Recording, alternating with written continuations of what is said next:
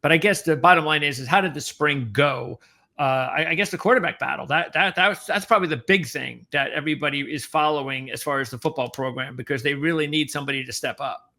Yeah, they absolutely do, and it was an interesting battle because they came in, they had 3 returning guys from last season and brought in one more, Hoss Haney, who had been at TCU with new offensive coordinator Doug Meacham. He comes up from TCU to join it, make it a 4-man battle, and Haney and Zane Flores were the only two to survive that. Garrett Rangel, who took over as the starter mid-season last year and then broke his collarbone and was lost for the year. He decided to transfer out after spring, as did Milwaukee Smith, who started a couple of games late in the year. When Alan Bowman had become ineffective, and he left as well. They both found other Power 4 landing spots and are going to try to continue their careers. But that left 2 guys behind, and neither of them has thrown a pass in a college game. Zane Flores, the redshirt sophomore, actually getting a year back for an ankle injury that required surgery last year. So he's eventually going to be classified as a redshirt freshman right now and still have 4 years of eligibility left, but hasn't played a game. Redshirted as a true freshman and then had the injury last year. Hoss Haney played in 4 games at TCU last year but never threw a pass. He rushed the ball 15 times. And that was really it. That's what he really brings to the table, is his rushing ability. We don't know a lot about him as a thrower other than some film that you see from him in high school when he looked good, but that wasn't the main thing that he did well. Whereas Flores is more of your pocket passer type of guy, Right. good athlete, but not the shifty type of runner that Hoss is. And so 2 different types of quarterbacks. They're going to have to decide what they want to do there. Spring was good for those guys, and the fact that 2 other guys left opens up more reps for these guys in fall camp. Although you did lose a lot of experience in what went out. So, overall, a productive spring for the quarterback position. I think they seem to both really enjoy playing for Doug Meacham and Kevin Johns, the new quarterbacks coach. So they've got a good foundation to build from. But at the end of the day, you just don't know what kind of player you've got, because neither one of them, like I said, have thrown a pass in a college game. Yeah, you've seen a lot of quarterbacks come and go, especially. I mean, this program has had some really good ones Mhm. for quite a while. So this is definitely a little bit of a curveball. Even though Bowman, and it kind of did start last year, because even though Bowman was a veteran quarterback, it was like he was one of the situations that I remember even talking to you about. It was like, this guy's still around. I mean, how many years Right. could he be playing college ball for? But Yeah. still, at least you had a veteran. So Mhm. now, but sometimes the younger quarterback can end up better than the veteran. We know that. So you've seen a lot of these quarterbacks, especially with the young ones. How do you think, say, a Flores, who I don't know, again, I haven't seen these guys play, but maybe I would guess Flores has a tiny bit of an advantage since he was here. Do you think Flores is the leader at this point? Do you think Flores, or do you think either one of these guys, from what you've seen, has the capability of maybe even surprising some people and being a little bit better than people think? Yeah, I think they both have some natural talent. It's a matter of just figuring out which one is going to fit what Doug Meacham wants to do. You look at back at his past as an offensive coordinator, some of his years, particularly at TCU, when he had guys like Trayvon Boykin, Kenny Hill, even a young Max Duggan when he was coming up. Before he was not coordinating there in 23 or 22 when they went to the title game, but he was on the staff there. But you look at his best years, he's had a mobile quarterback. So Yeah. that might give Haney a little bit of an edge. And like I said, he was recruited by Meacham to TCU. That said, you look at the typical style that Mike Gundy likes to have in his offense, there's going to be some throwing the ball down the field, and that is where you look more back at Zane as the guy who could step in and be your more traditional pocket passer. He's got a big frame, 6'4", 215, strong arm, so he looks the part of a quarterback, absolutely. And we've seen that he can throw the ball around a good amount. So I think ultimately I do agree with you. I think Zane is the guy that has the edge, but there's some factors that could throw this into a different kind of situation. For instance, if your offensive line struggles, Yep. maybe you need your small, fast guy back there to go create and Yep. do some things. So we'll see what happens. Now we might wind up seeing both of these kids. Right. It's very, Exactly. very possible. Yeah. Okay. So what else? Any other big stories? Any other players that played better than anybody thought? Obviously, with all this movement, that was probably one thing that was important, was to get everybody acclimated to the system and their teammates. Were there any injuries? Were there any suspensions? What were some of the big stories this spring? Yeah, a couple of injuries that came out. One was deep at the running back position. Jaden Allen Hendricks, a redshirt freshman. They went into the portal and got Freddie Brock from Georgia State to help shore things up there. And they really like what they've got at running back with now 5 guys, even without Hendricks. So. But then probably the most important injury that happened was at receiver, where Talon Shetron was lost with a knee injury, and most likely maybe he gets back late in the season, might not play at all this year. So that took out some height and some real size that they've got at that position. Shetron, just a good sized kid, 6'2", almost up in the 200-pound range, and has shown that he can make plays down the field. That left them without much size at the receiver position. They had to hit the portal hard to go get some guys like Christian Fitzpatrick is one that's had a lot of buzz. Now, he just showed up in June. We haven't seen a ton from him, but had a good year at Marshall last year. 6'4", 220, big kid who can go and play. Cam Abshire is a guy coming up from the D2 level that they're hoping can be an impactful player as well. So. Some different guys like that give them a little bit of height at the outside, plus some returning guys like Trey Griffiths and the guy that I'm personally most fond of, Ayo Shotamide King, who was brought in last year as a walk-on from Snow College, just kind of one of those guys that was a late addition to the roster, but he's 6'3", 6'4", and got a pretty good sized body. So. A guy that was kind of a diamond in the rough that might have a chance to really do something at the outside receiver position. Anything on defense? Defense, they stayed pretty healthy, so they're in good shape health wise over there. Nothing. They haven't had any suspension issues or anything like that as well. So they're in pretty good shape over there. All right, so let's go ahead and talk about recruiting and transfers and such. I guess might be a good time to start, first of all, with transfers. So let's do that. You mentioned some of these receivers. So Davis. Now, Davis is the one that really sticks out because of what he accomplished last year on all divisions, yes. Leading in receiving yards. He had, over 1,600. Yep. He also added over 100 receptions and 15 touchdowns, but he did come from Division II. At least he is a first-team All-American, leading all divisions in receiving. So whenever you go down there to the lower divisions, that's what you want to see. You want to see really accomplished players that give them a shot at the higher ranked levels. So I'm assuming Davis is going to have an opportunity to really be an important piece of that receiving corps. Yeah, there's a lot of excitement about what he brings. He's an interesting athlete because he was a kid that wanted to be a basketball player all through high school. He's a local kid from Choctaw, which is just outside of Oklahoma City here, and had always been a basketball player. And then finally, his senior year pops up and starts playing football. And just finds that he's got some real natural talent, got some leaping ability that had been valuable for him in basketball. That's become incredibly valuable for him as a receiver because of his ability to go up and get the ball. So he plays much bigger than he's listed at 6 feet and plays much bigger than that. Got a thick body as well. He's up close to 200 pounds now, from what I understand. So a really developing player still. Went to UCO and kind of learned the game and really started to develop and had the incredible year last year and now at Oklahoma State getting even further into the intricacies of what it takes to be a really good receiver. They're very excited about what he does and. A lot of receivers, a lot of transfers at that receiver position. Yeah, 6. But he is one of the ones that has generated a lot of excitement. And you mentioned Fitzpatrick. There's some buzz there. Mm-hmm. So Davis is the obvious one.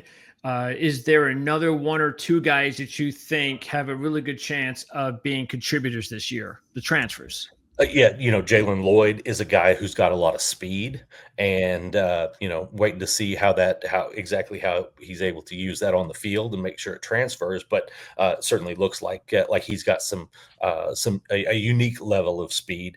And Sam Jackson was a guy that generated a lot of buzz in the spring as well. Had a long punt return for a touchdown in the spring game, and did some other things. So they've got some guys that I got to mention Shamar Rigby. He was one of the first ones that they snagged in this guy that played in just about every game at Purdue as a true freshman last year.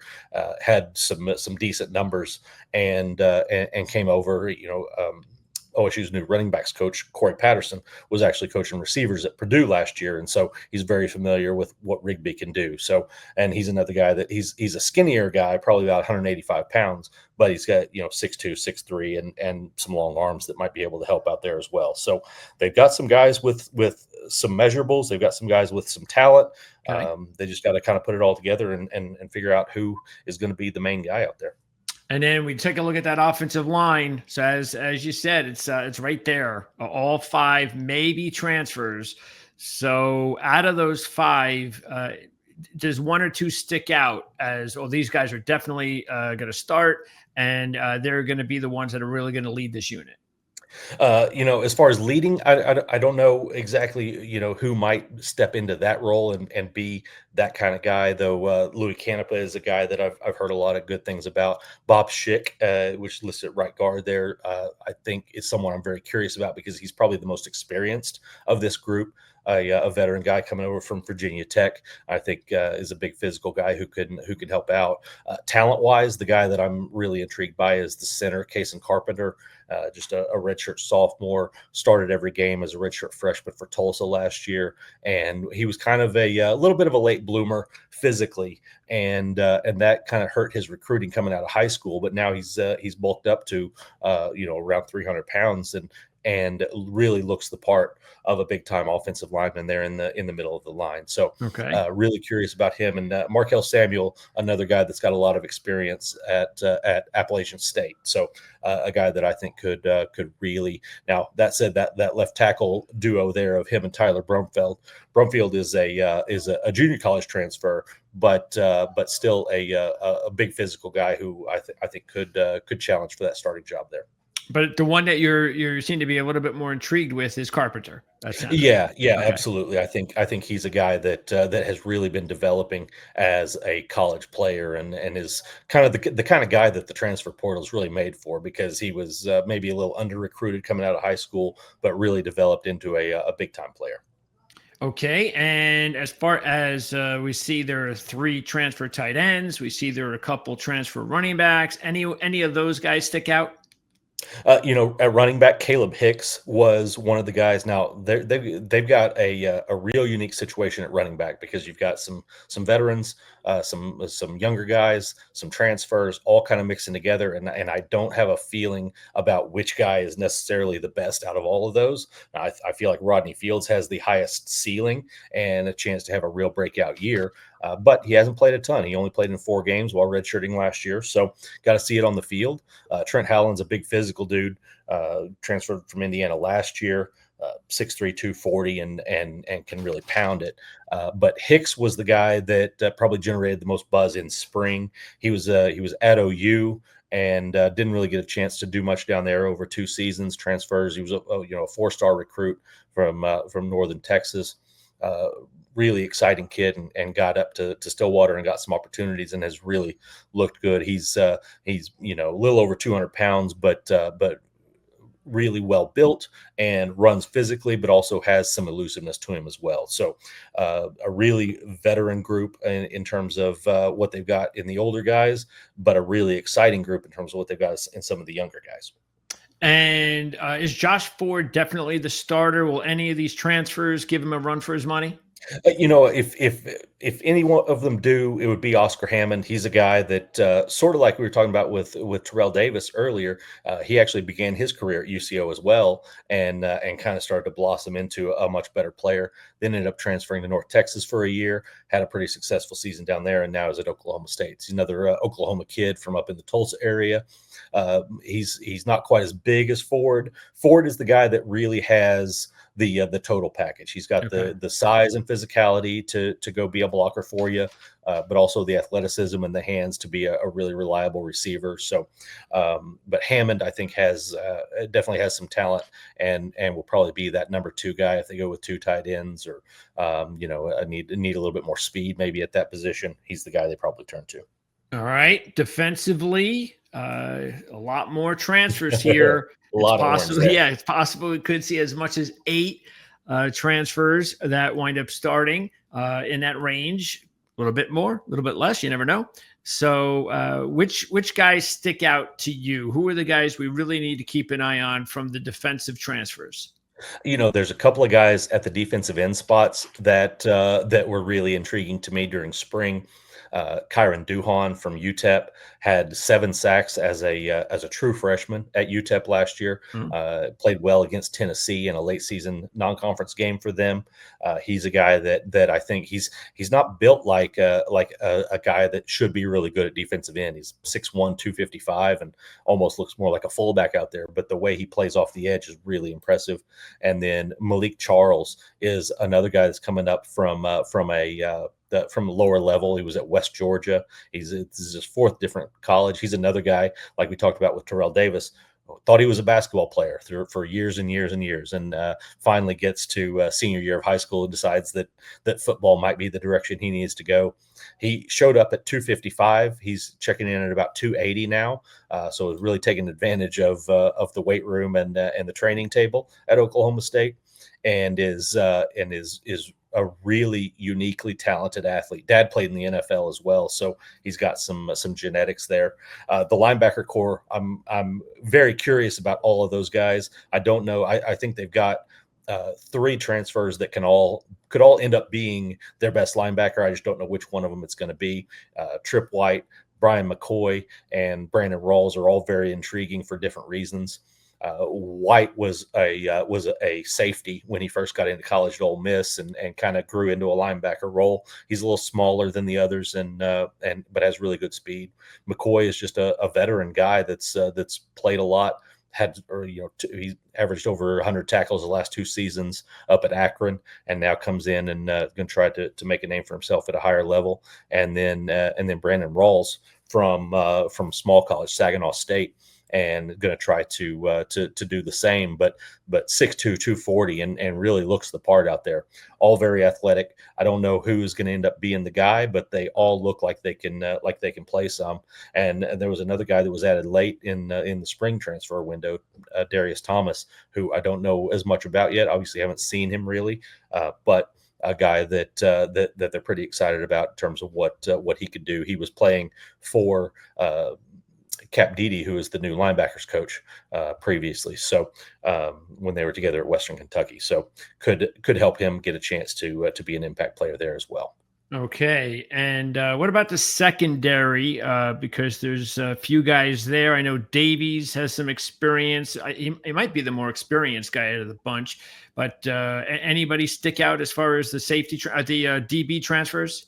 Yeah. So this is probably the most interesting and maybe the most talented in terms of depth Okay. position on the field out of those 5 spots there, because you've got some returning guys like Cam Smith at corner, Cameron Epps, David Kabongo, and Landon Cleveland were 2 true freshmen last year that got a lot of playing time at the safety spots. So you've got some guys there, but then you've got guys who came in as transfers who are proven guys and experienced guys like Jalen Davies, like J.K. Johnson, guys that have been at other big programs. A guy that actually was getting a little bit of buzz just from talking to folks down at Big 12 Media Days last week was Eric Fletcher, a transfer that we knew very little about, and just showed up in the summer, and is already quickly starting to make a name for himself at Okay. corner. So That's Eric Fletcher. yeah,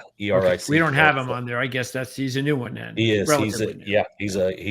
He was a late addition in the spring transfer portal window. Okay. So got some other guys. Cale Smith, another returner who's played a lot in his time at Oklahoma State. So you've got a variety of guys. Zaquan Patterson is the one that I want to make sure I mentioned, because he's another one that came in the summer that was a big time recruit to Miami last year. Played a lot as a true freshman. There's a lot of excitement about what he could do potentially at the safety position. So there's just a lot of talent. Trying to nail down which maybe 10 guys end up in the final two deep is really tough to do, but a lot of talent there that they're pretty excited about.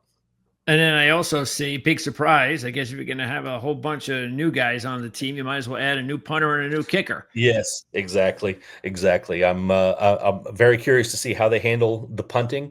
Last year they had two guys, and they had Wes Paul was the distance punter. He averaged over 46 yards a punt. He can really boom it. But when they needed some hang time and some directional kicking, they went to Hudson Cock, who has now transferred to Auburn. So we'll see what they do with Chase Berry, who's a guy who got a little bit of experience at UCLA, and now will get his chance. We'll see if they use them both, or if they want to go with just one guy out of that. And place kicker Gabe Panikowski he won the basically the Groza Award for Division II and below last year at Idaho State is where he was kicking. Perfect 15 of 15, and really impressive season for him. So they're hoping to get something good out of him. And Logan Ward was he's a guy who's done a little bit of everything. He's been a kickoff specialist. He was field goal guy last year. He filled in as a punter a couple of years ago when they had an injury. So he's kind of the Swiss Army knife of this group that can move around and do whatever they might need if somebody falters somewhere. Okay, so let's now take a look at the recruiting from this upcoming class. Well, the class actually that is already taking place here from 2025. I do not see, I'm just taking a look at rivals. I do not see any 5 or 4 stars. So that's got to be pretty rare for Oklahoma State to come in from a rivals recruiting class without 1 4-star. Tons of 3 stars, though. Any of these incoming freshmen stick out? Do any of these guys? And I'm sure that there's a lot of job opportunities out there with this program. So can any of these true freshmen potentially get in the mix? Yeah, there were a couple of these guys that were able to enroll early and were on campus. The one that I was really intrigued by in spring was Royal Capel, a receiver he's kind of more of a slot guy, and he might be a little bit blocked by some older guys like Dawan Lofton and Gavin Freeman, who both redshirted last year and are the returning guys there at the slot receiver position. But he was a guy that they were very excited about. A really mature player, really smart player, and is a guy that they feel like might have a chance to work his way into a little bit of playing time this year. Michael Riles at the defensive end position was probably the maybe one of the guys they were most excited about in this recruiting class. A physical, fast guy that they really feel can develop coming off of the edge and be a pretty special player. But obviously, with all the guys that they brought in, it's going to be hard for some of these freshmen to work their way into the lineup. But they do like the class that they got. They were able to add Banks Bowen late in that class as a third string quarterback. That was an important addition. Now they had some inside help there. His dad is Clint Bowen, the former longtime Kansas defensive coordinator, and he's an analyst on the staff this year. Okay, Longtime friend with Doug Meacham as well from their time at Kansas together, and so they were able to bring him in. But he was a talented player, a 3-star recruit who had initially signed with Tulsa and ended up coming to Oklahoma State to play alongside his dad. So right now it looks like we only have 2 freshmen on the roster, but you would say put in Royal Capel as well. Yeah, I think he can squeeze himself in somewhere in that slot receiver mix. Though it's like I said, it's going to be tough because there are Sure. some veterans there ahead of him. Okay, so tell me overall, is there anything out of whack with the depth chart that we have right here? Because I mean, Tucker, who does these depth charts, boy, he has his hands full with this one. Yeah. Yeah, do a lot of research. So, do you see any players that you think might maybe have a better chance? Maybe it's their third string or second string. You think that they probably should come into the fall as first string, or do you think most of this looks okay? The maybe the only thing that stands out a little bit to me, Austin Kawecki on the offensive line. He can play both guard positions. I could see him winning one of those jobs. Okay. Maybe I would probably see him and Bob Schick maybe being the favorites for the two guard positions. Hard to say which would be right and left because Schick can play both and so can Kawecki. So be a matter of figuring out comfort levels for them there. But Okay. for the most part, no, I see a lot of accurate stuff on here. And same thing on defense. I mean, just Defense as well, yeah. Defense, I think, okay. is going to be a lot of rotation because they got so many new guys and are going to be kind of bouncing some guys around, doing some different things. But for the most part, Jaleel Johnson might be a guy that's a little farther up than a third teamer, but overall, I would say he's not too far off of from where you got him. He's a veteran guy that I think can really be an impact player as well. Okay. Now, obviously, I'm not going to be talking with every single analyst for all of these teams in the FBS, but and you've been around a long time, and I know a lot of this is still relatively new with the transfers and all that. But just from your experience, because it sounds like for the most part, even though like we don't have a ton of these blue chip transfers, like guys who have going to cost a lot of money. There doesn't seem to be a lot of those guys, but between the recruiting and definitely the transfers, there seems to be a nice. There's a lot of. It seems to be a nice deep group of talent. And as you were saying before, that's just now a matter of whether or not they can be coached up and they could take that next step. Do you think that from what you see that there should be more optimism regarding the influx of transfers than pessimism? I tend to say yes, but at the same time, it's so the amount of unknown about this team. It's hard to take that step back and say, oh yeah, there's plenty of reason to be excited about these guys. There is reason for excitement because a lot of these guys are proven talented players. Like I said, there's not a bunch of superstars. This isn't a class that they went out and a transfer class they went out and spend $30 million on. Yeah. But they're more invested in NIL than ever before, which everybody has to be. But that's a really important step for Oklahoma State. So there absolutely is reason for excitement. They've got a coaching staff that they're happy with and excited about. Todd Grantham as a defensive coordinator, a guy that's had success, in the NFL and in the SEC, more importantly. So he's a guy that has this defense, has kind of a new vibe around this defense, and especially with recruiting, they haven't. They have no fear. There have been assistants at Oklahoma State in the past who might look at some 4 stars from different places or a 5-star guy even here and there and say, well, we just don't. He's not going to come to Stillwater and not pursue him the way that this current staff is really going after guys. So it's definitely a little bit of a culture shock getting to know some of these new guys and seeing how different things feel around practice and. But Gundy is still at the core, and it still kind of all feeds off of him. So there absolutely is reason for some optimism, but if things don't go well early, Yeah. that optimism falls apart real fast with a team like this. Yeah, it sounds like it's one of those deals that could go either way, and it could be better than people think as long as they develop these kids the proper way. So even though the sky is not falling as crazy as some fans or analysts might believe, which maybe it is, but there's a little hope. There's possibility that this team, especially with the staff, like you said, and that's the thing, because Gundy has been around here for a long time for a reason, because he knows how to coach. And I'm sure nobody's more motivated than he is to make sure that they rebound the season. So I think this is one of those things that fans would want to stay tuned and definitely check those links to follow you, Scott, because I would guess right around the fall and all the practices, you're going to learn an awful lot from these guys. And maybe that's where you're going to probably feel a little bit better or maybe a little bit worse.